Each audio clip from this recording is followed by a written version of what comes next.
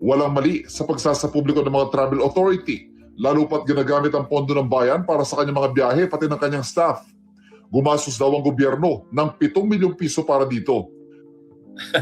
Ay, kaya ito ngayon, si Sara Duterte, hindi niya na lang daw itutuloy yung biyahe niya sa Japan. Kasi sinira ni Yusek Claire Castro. Delikado daw ang security niya, kaya hindi na lang daw siya tutuloy. Eh, paano mo naman masasabing mali yung ginawa ni Yusek Claire Castro? Inano niya lang naman sinabi niya lang na mayroong travel authority si Sara Duterte na bumiyahe sa Japan. So ano naman yun? Pangalawa, binanggit niya lang naman na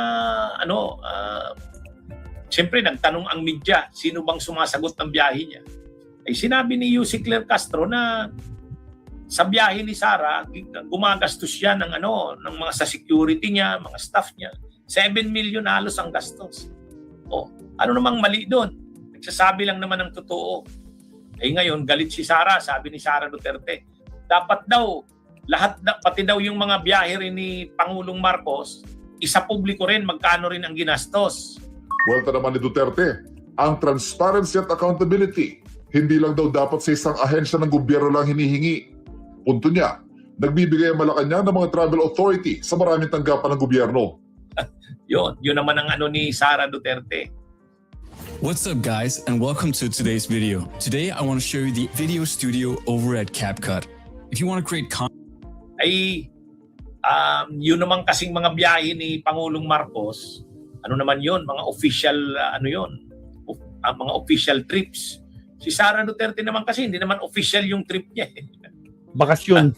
Nagbabiyahe siya sa iba't ibang lugar ng mundo, ininimik niya yung mga DDS. Bahagi na ng kanyang paghahanda sa eleksyon. So, bakit naman gumagastos ng galing sa pera ng bayan? Ang mga lakad niya, hindi naman official na lakad. Habang panambisi bukod sa mga travel authority, dapat di isa publiko ang mga pondong ginagastos para sa mga biyahe. Sagot ni Castro, hindi po namin sinisingle out. Kailangan po talaga natin dito transparency.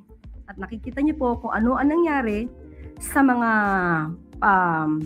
foreign trips, official visits, working visits ng ating Pangulo. Hindi po yan nakatago. Hindi po yan itinatago. So kung sino yung nagdidemand ng transparency, dapat maging transparent din siya sa kanya mga activities. At patungkol sa budget, hindi rin po ito tinatago. Kompletong resibo, walang peke, walang ilyas.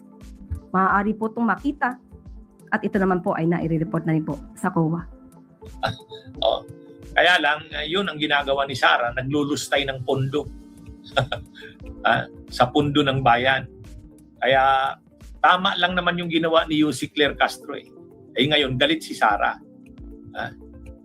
Ano daw itong si Yusek Claire Castro? Hindi daw pinangangalagaan ang kanyang seguridad. Sus naman, public figure siya. Alam naman ng mga tao kung babiyahe siya o hindi. Saka naman ang doon, masama doon. Dapat namang malaman ng tao yun. Public funds. Dapat namang, saka pera ng bayan ng ginagamit. Ganun pala yun. Ang laki pala ng gastos. 7 million sa security niya pala. Paldo. Pag pumupunta siya, tulad yan, pupunta siya ng Japan, kung natuloy yan, wala namang official na lakad doon. Ang ginagawa niya lang naman, mini-meeting yung mga DDS, yung mga supporters nila. So dapat hindi charge sa pera natin, ng bayan. Yung niya, gasto sa security niya. Wala Talagang naglulustay ng pondo itong si Sara Duterte. Agree. Okay, mga kabunyog, mga kabayan, magandang araw sa inyong lahat. Mabuhay po tayo. Salamat, attorney. Second to the last topic tayo, Mabsat. Bunyog, halikan na kasama ka. So, konfirmado, Mabsat, no? Grabe. Grabe ang garapalan sa paglustay nitong si Lustay sa kanyang pagta-travel.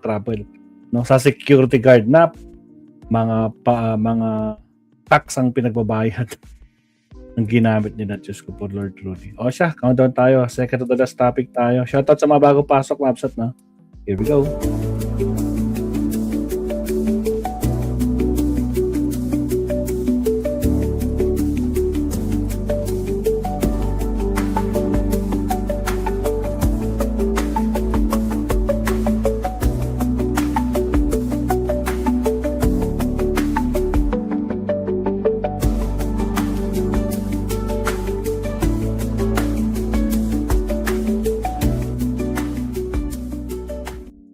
Diyos ko, turudo eh. Tinapik pala ni Attorney Claire itong itong gusto babarilin ni teacher si Yusek. Tapos ito pa, binulgar. Isang si teacher na nag-react kay Yusek Claire may binulgar sa video. Ano to? Sige nga, pakinggan natin to.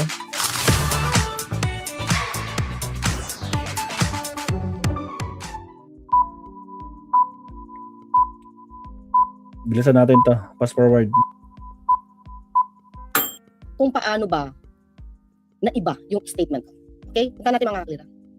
Sa ating mga kababayan, lalo sa kabataan ay dapat naigtingin.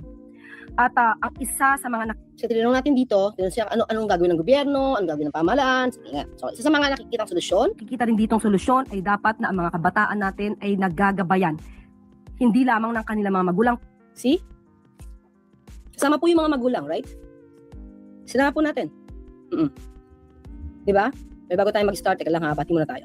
Little lang natin. Dolly Babes, Oh. Tatay G's, Agustin Mondragon, Ansel, Bati-bati. lihiti mo. I mean, yung mga walang kulay. Yung talagang wala namang balak manira. Siguro, dito, pwede itong magsilbing aral sa kanila na wag sila agad patol. Una-una dahil, teacher sila. Di ba, Batang Helmet? Teacher sila. Pangalawa, iniidolo sila ng mga Impartial talaga Estudyante. dapat yung mga yan. so, Lalo na kung public madadaig public, sila ng fake news, teachers. paano nila Public school tuturuan teachers. yung kanilang mga estudyante na maging mapanuri laban sa fake news. Di ba? So, hindi lahat na pumapasok sa algorithm, tama yan. Kaya lagi natin sinasabi, bago mag-react, tingnan muna sa mainstream. Kasi mas madalas pagka-controversial yung issue, sa mainstream yan nakikita. Hindi sa isa. Kasi mas gawin nyo na 3 kung paano yung i-vet. Di ba? Yun. Kasi meron isa akong alam, mainstream to mga as in, nagkamali ng pagbasa, nagkamali siya ng pag-unawa doon sa interview. Kaya iba yung nasulat niyang news. So since mainstream siya, ginarab. Isa yun Pero siya lang yung may ganung news. The rest, ang mainstream wala. So minsan magtataka ka, ba't sa kanya lang? Kung napakalaking issue to, dapat kuha ng lahat. So pero since nakita mo sa isang mainstream, hindi ka na mag-iisip. Sino kaya yan? Better than that thing. Pero hindi. Mga kapatid, sino kaya yung mainstream na yun? Hindi ba, baka naman si Kwan yan, si Eden Santos ulit. Baka lang hindi ko sure. Nagkataon na mali lang yung pagkakaintindi nung gumawa nung sumulat ng news. Kayong nagbasa nun, binasa niya lang. Kasi news reader siya. So may ganon. So kaya minsan ingat tayo, di ba? Ingat tayo. Ayan, thank you Francis Leg. Okay, nandito si Batang Helmet, saka si Revito. Reviton 2.0. How are you, siguro kasi maaga, kaya, puro teacher pala content music. Baka may make-up class Saturday, kaya bigyan mo sila ng pansin. Actually, ngayon ako nag-content kasi ayoko na nga sana kasi ayoko nang pag-usapan. Pero mas maganda rin kasi makita. Una, may nag-ano sa atin, may nagbanta. Diba? Pangalawa, ito, maganda naman kasi ang pinakita nitong teacher na to. Kaya gusto ko siyang purihin. Gusto ko siyang purihin at gusto ko siyang makita nyo kung paano. Baliktad naman to. Baliktad nagising. naman. Okay, so kailangan natin sila Kailangan natin sila. So ito mga klira, makita nyo Nagising. kung paano makakatulong ang lahat para sa ating mga kabataan. Alright. Ay, sorry, natanggal. Ulit. Ayos. Kung hindi sa kanila mismong paaralan. Hindi lamang ng kanilang mga magulang, kung hindi sa kanila mismong paaralan. Minsan na po natin nakita, mismo ang ibang mga guro ay lumalabag sa ganitong klase ng moralidad. Sila minsan na nagtuturo sa kanilang mga estudyante kung paano maging walang modo. Ayan. Yan na. Diba? So, usapan natin dito ay ibang, diba? Ibang mga guro. Pero dito mga kaklir, tingnan natin pakita ko sa inyo paano nilang binago. Kung paano nilang binago ito. Lang pakita ko sa inyo Picture